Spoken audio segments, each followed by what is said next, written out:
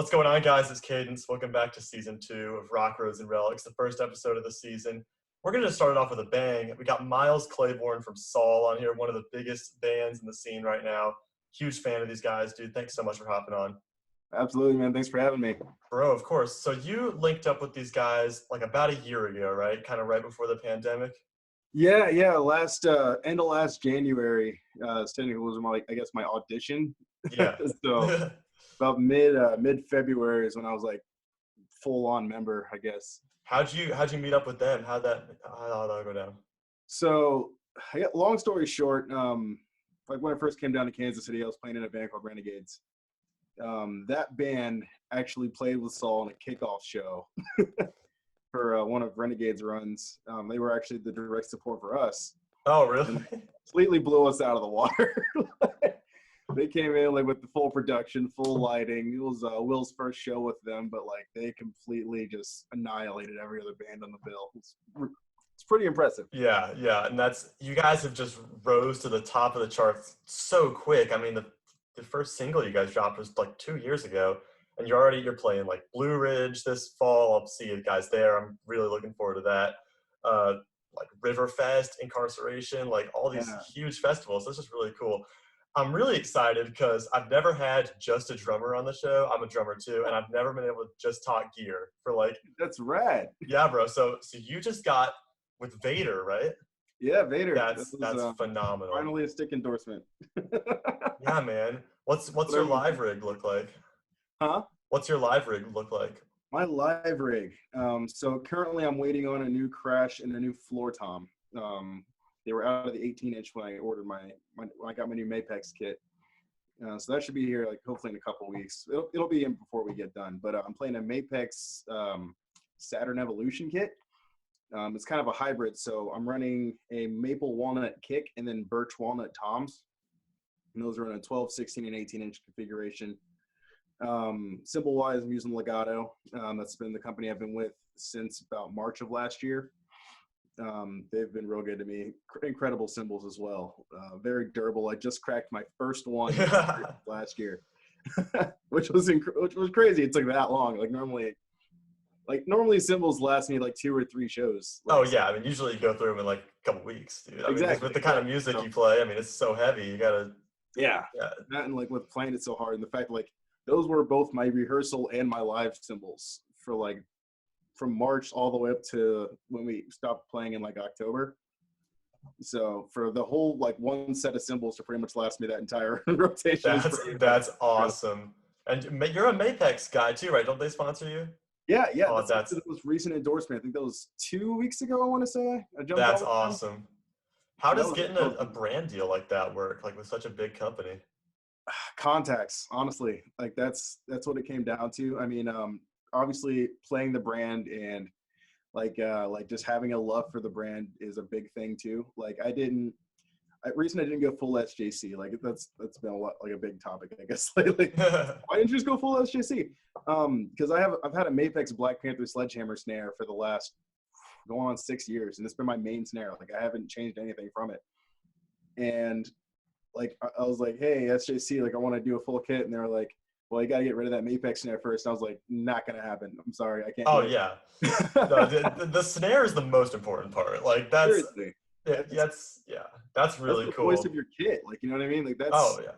That's what everyone hears. They're gonna be like, "Oh, that kick." The kit sounds good, but someone's gonna be like, "Dude, that snare tone." You know, like. Yeah. That's either gonna make or break your entire performance as a drummer. Yeah. Oh, totally. And I mean the cymbals too. What'd you say your cymbal company is again? Because I mean to look into them.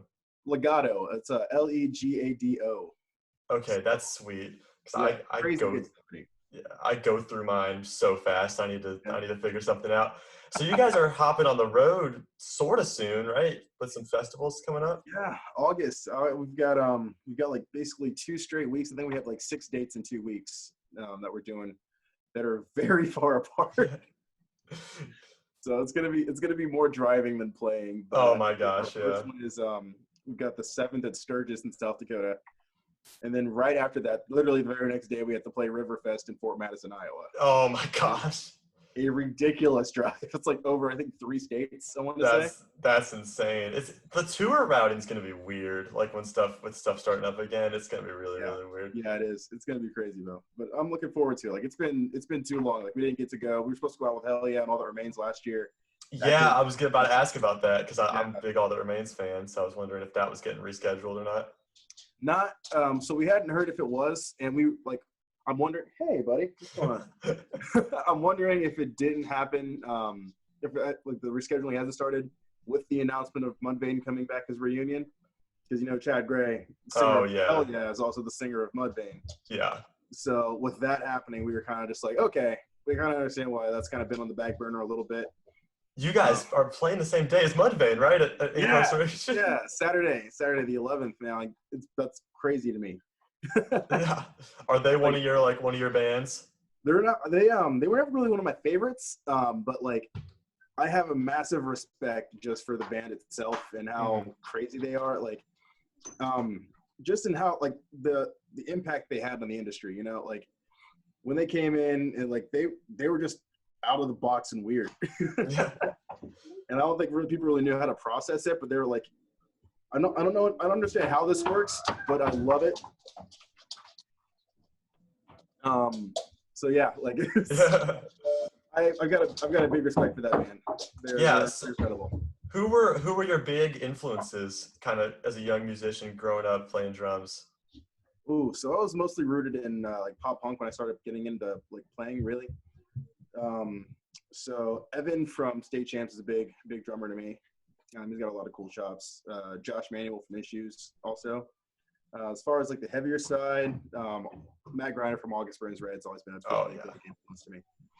And just an all around cool guy. Like I've met him twice, and first time was at Warped Tour, my first Warped Tour, I think back in 2015. Oh my gosh! Then I met him when they played in 2019. They played the Truman here in KC. And I met him then, like we were just talking a little bit. And I was like, hey, like this is when I met you, and this is how like what I've come to now. He's like, oh, that's awesome, man. I was like, I'm glad to see your like, your progression, and you're still with it. I'm like, yeah, it's cool. So like, and like we didn't get meet and greets for this band. Like they stuck around after they headlined this show and was just talking to people. Like JB printed my August Burns Red shirt for me.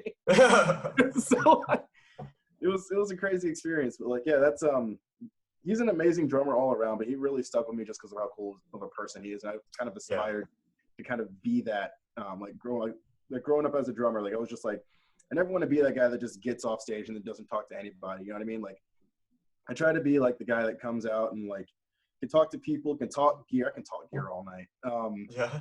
But like I want to be that drummer that people are gonna be like, yeah, I can talk to that guy. Like he's not gonna like sort of pull that. I'm not gonna. Blake's gonna kill me. I don't want to pull that like vocalist. They can be like, no. It's okay. This is a drummer show right now. We can talk crap about the vocalist. That's okay. See, Blake's not like that either, though. Like, he's one of the exceptions to the vocalists, where he's like a really cool dude to talk to. So. Yeah, and that's awesome. And I feel like that's something the rock world is very much. There's a lot of bands like that, which is really cool. Yep. Do you have like a dream band you could open for or go on tour with? Nothing more. Hands down, dude. Hands down. They're amazing. That'd be a killer show. Saul and Nothing More. Oh my gosh. I would love it. I don't know what I would do with myself if they were just like, hey guys, we're touring with Nothing More. Like, it would take me a few days to process that. No, that'd be incredible. Those are two of the biggest bands right now, man. Saul and Nothing More. That's insane. Oh. So for the listeners who don't know, the new Saul album, the debut album, Rise of Equals, came out a couple months ago. How's the reception been on that so far? The reception has been fantastic.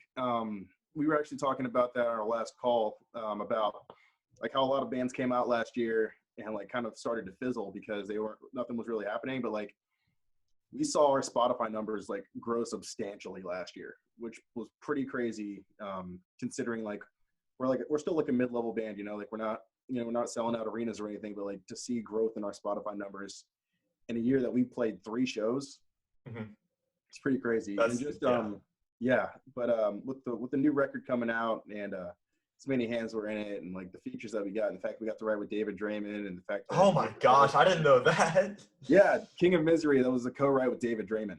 No way. That's incredible. Yeah, I was talking to one of my friends who's going to Blue Ridge with me, and we were following the artist announcements and everything. And I was telling him, oh, dude, I got the Saul's drummer hopping on. I'm super excited because I'll get to say I knew him when in 10 years when, when they're playing stadiums or whatever. Because I just, you don't see a band grow this quickly, that often. It's just really cool. It's that work ethic, man. Like they had it long before I joined. It's Blake and Zach, man. They don't take no for an answer. Mm-hmm. These guys are they're resilient and they're just centered on goals, and they know what they need to do. They know how they need to accomplish it, and they just go after it. And if they don't know how to do it, they hound who does. So it's good, man. Like it's good to have people that have the same work ethic as you. That's how awesome. That's how bands grow. That's how things get done. Is just being like surrounding yourself with people that know how to get things done. Dude, and that's so cool to have brothers in a band. That must be sweet. Yeah, it's fun. The bickering is great. Yeah, you said you're in Kansas City, right? Yeah, Kansas City. What's the rock scene like down there? Well, I can't really say too much about it because it's been a year without it. Yeah. Before then, I've only lived here since 2018, so I got pretty much around like one scene ish, which was like the harder rock / metalcore scene. And I mean, it's decent. Well, we didn't play a ton of Kansas City shows. It was like maybe 5 Kansas City shows when Renegades was playing shows. Everything else is kind of like regional, and then when we did tours, but it's a cool scene out here. I mean, there's really nice and really good bands out here for sure. There's just not a lot of venues to play at right now. Yeah. There were. Yeah, I mean that's the issue that everyone's going with right now. It's like, is there a rock scene anywhere right now? Yeah. I know I've been keeping up with your Instagram a little bit. I know you've been writing some music for other people during like this, lockdown time when you're not touring. What's that been like? That's been it's been fun actually. It's been a little bit of a way to step out of the comfort zone. Yeah. Kind of write some stuff I'm not used to writing. But I mean, it kind of just started because I was writing stuff last year, and then kind of just I got this baby. Oh, dude. Yeah. So that's been like my main.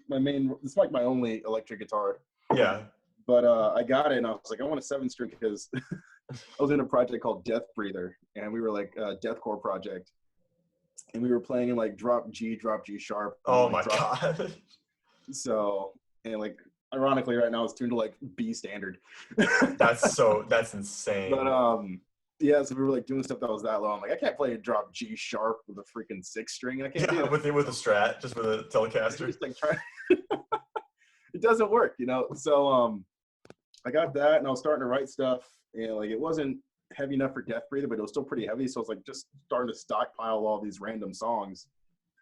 And I was like one day I was just sitting here just like, dude, I've got like 50 songs sitting here. Like, why am I holding on to these? I'm not going to do anything with them. So I started posting little clips of them, and somebody was like, hey, can I buy that? And I'm like, ding. So like that kind of started like that. And like, so I've still got like a bit of a catalog of tracks that I've just written that are just still sitting, but like it also spawned some people like, hey, like I like what you did, but could you like sort of bend it to this type of a situation or this type of a genre? And I was like, I mean, I can try. That's really cool. Were you a guitarist before you were a drummer, or the other way around? Other way around, actually. I started playing drums before I played. Well, not really. I started getting serious about drums before I started getting serious about guitar. I had like learned how to play guitar a little bit from a guy that I used to go to church with, like back when I was a kid. He kind of like taught me chords and whatnot. Everything else was YouTube, basically. Yeah. As it was kind of with drumming, it was just YouTube and trial and error. But yeah, like they've kind of just been a like neck and neck here, like just going. But yeah, drums are definitely like up here as opposed to guitars, like kind of like right here. Yeah. Have you thought about playing guitar like in a band like now or no? Well, I played when I lived in Ohio. I played bass in a band called Personal Public for a couple years. I can play guitar live, and I have filled in for a couple bands playing guitar live. But it's just so much more. I feel like it's so much more work. Yeah. I know I just can go sit down behind a kit and like just rip it because I know that's what I can do. Yeah, exactly. Guitar, it's a little different because like there's notes and like there's progressions and there's solos and you got to like move around stage. You got to look like you're enjoying yourself, and it's like I can enjoy myself when I'm playing drums because I'm hitting things. Oh, totally. And we can say this because Blake's not here. You know, everybody knows drums are the best instrument. Everyone knows drummer's best member of the band. It's just, you know, it's not even a question. Oh no, definitely not. We're top of the food chain for sure. Oh, totally. So being a young rock guy, you know, in a scene that's mostly bands that have been around for, 10 plus years, what's like some key advice you could give another young rock guy looking, anybody listening who's younger, looking to start a band, get an album out, whatever? I guess the main main one would be get what you're paid for. Like if you go to record a record and you're gonna say spend like $100 on a track, Yeah. it's gonna sound like you spent $100 on a track. Like that's just the bottom line. Like and surrounding yourself with people that want to succeed. Like if you want to be in a band that wants to go somewhere, you can't be playing with people that just want to do bars on the weekend. Yeah, totally. It's not going to go anywhere. I mean, it's going to go to a bar on a weekend. That's what it's going to be. So I mean, those two, and I guess the third, gear's not as important as it sounds. I got to where I am right now playing on a Gretsch Catalina maple kit that I got from like a local music shop, and then like some mid-grade cymbals. Like I didn't go out and spend $5,000 on a DW Collector Series kit. Like automatically get the best like $600 pedals I could, and then spend like $400 on the K-Suite ride. Like I got what was gonna get me across the line, and I made sure I honed in on my craft and learned how to play my instrument and really vibe and feel my instrument before I had to worry about what type of things am I playing, Yeah, totally. And it's like, the technique and the how well you play, it just makes up for anything that, a kit, piece of equipment or whatever can't provide. So, were you a drummer like in a drum line at school or anything, or were you? Yep. Yeah, that's what I was. So yeah, I feel like I could tell. I was like, this guy's in drum line, because that's exactly what we were taught. Yep, tenors, man. Yeah. Which helped a lot with learning fills. I gotta say, like doing crossovers and whatnot. Oh yeah. Oh, and the stick tricks too. I mean, that's the best thing too. We weren't allowed to do stick tricks. They wouldn't let us. Too showy. We're not supposed to do that. I'm like, we're absolutely supposed to do that. Hey, well, dude, you're on stage at these big festivals now. Now you can do all the stick tricks you want. No worries. See, I got to start doing them more. Like I've gotten to that point where I'm like, I know I can do certain things, but like it scares me to like try to throw a stick up and then watch it fly away. Yeah. I'm just gonna be like, oh, there it goes. See, the guitarists don't have to worry about it. They just get on their pick, off their stand. Yeah, like my guitar stand, grabbing up the pick. Yeah, these are first world problems right here. First world problems. See, here's the thing: you lose a guitar pick, that's like what, a couple cents basically on the dollar. Lose a drumstick, that's $5. Yeah. Oh, when one breaks, you're just one breaks. Dies. If one breaks, I'm not too upset about it because it's just a broken stick. If I lose a stick that I could still be playing with, I'm pretty upset. Like I was telling a guy at work today, I threw a guy at Sturgis one of my sticks, and he caught it and then dropped it, like on the side balcony. And so like when he drops it, I watch it go down and like between the stage, like where the stage was, and then when like this like tent was. And I was like, well, I'm never getting that back, and he doesn't have it, so it's just a useless stick sitting on the ground somewhere. And I told the guys, like, when we go back to Sturgis next year, I'm looking for that stick. That'd be incredible if you found that. Dude, I think we need to go into business on like a fishing pole, and you cast out your stick, so if it falls, you just reel it back in and try again. I think that'd be big. I think we could do that for sure. That would be actually pretty fun. Like just get like a little grip on it. And throw it out and somebody pulls it off. But if not, we'll try again. Get like that little thing you put on your keys, so when you lose them, it GPSs on your phone. Get one of those for your drumsticks. That'd be perfect. Yeah. And why hasn't Mapex gotten on that yet? Well, I don't know if Mapex would. Vader, we could bring it out to Vader, but that'd probably end up being like a $40 pair of sticks. Maybe we got GPS tracking embedded in the wood. Oh my gosh, that's a Vic Firth thing right there. Probably Vic Firth would definitely do that. That would definitely be a Vic Firth thing for sure. That's a primo primo. I don't even know the word I'm looking for here. Yeah, that'd be premium for sure. Oh, that'd be incredible. Myles, dude, it's been such a pleasure having you on, man. I'm really looking forward to seeing you from the pit in Blue Ridge. Oh, dude, it's definitely stoked for that. Dude, yeah. Hopefully not just the pit, man. I mean, we all hang out at the merch table as soon as we get done playing, pretty much. So with Blue Ridge, I know we have to be at incarceration the very next day, but we'll be there at least for a little bit. Sweet. Yeah, man. Well, I'll see you there. Thank you so much for getting on. Absolutely, man. Thanks for having me. Of course.